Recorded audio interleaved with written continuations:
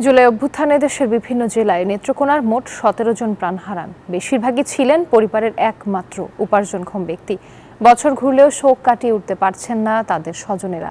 হত্যাকারীদের দৃষ্টান্তমূলক শাস্তির দাবি তাদের। সোহান আহমেদ কাকুনের পাঠানো তথ্যচিত্রের ডেস্ক রিপোর্ট। 19 জুলাই দেশের পরিস্থিতি ছিল উত্তপ্ত। এরই মধ্যে কাজের জন্য বের হয়ে পুলিশের এলোপাথারি গুলিতে প্রাণ হারান নেত্রকোনার নন্দীপুর গ্রামের কৃষক লিটন মিয়ার বড় ছেলে রমজান মিয়া। ঢাকার রামপুরা এলাকায় একটি কোম্পানিতে বিক্রয় কর্মী হিসেবে কর্মরত ছিলেন তিনি। বছর ঘুরলেও কিছুতেই যেন শোক কাটিয়ে উঠতে পারছেন না সন্তানহারা মা। সকলে বলতেছে পুলিশ হলে লাশ নিয়ে যাবে, আপনারা লাশ পাইবেন না। রাত্রি 12টায় বাজে আমার বাবার লাশ কবর বাসিন্দা করে শুয়ে রাখছে। দুর্গাপুরের বাকলজোড়া গ্রামের রাজমিস্ত্রি জাকির হোসেন 21 জুলাই কাঁচপুর ব্রিজের কাছে এলোপাথারি গুলিতে নিহত হন তিনি। মর্গ থেকে মরদেহ গ্রামে আনলেও স্থানীয় পুলিশ ও আওয়ামী লীগ নেতাদের চাপে দ্রুত দাফন করতে বাধ্য হন স্বজনরা। ফলে শেষ দেখাটিও ঠিকমতো দেখতে পারেননি বলে অভিযোগ স্বজনদের। শেষ করে আমি মারি দিছি।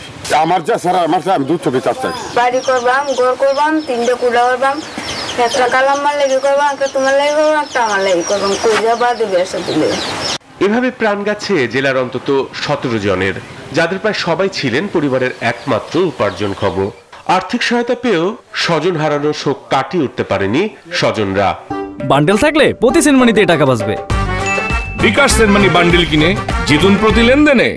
যেগুলি গায়া মারা গেছে আমরা শুনলাম কবর, শুনলে তো আমরা তো কান্দা কাটি।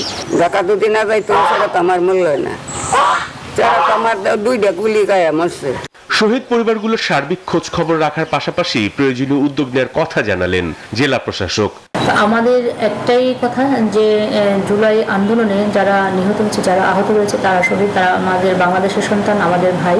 আমরা তাদের পাশে আছি, সরকার সর্বতভাবে তাদের সাথে আছে। 2024 জুলাই মাসে নেত্রকোনায় নিহত হন 17 জন। আহতদের তালিকায় নাম রয়েছে 176 জনের। Desk report, news 24।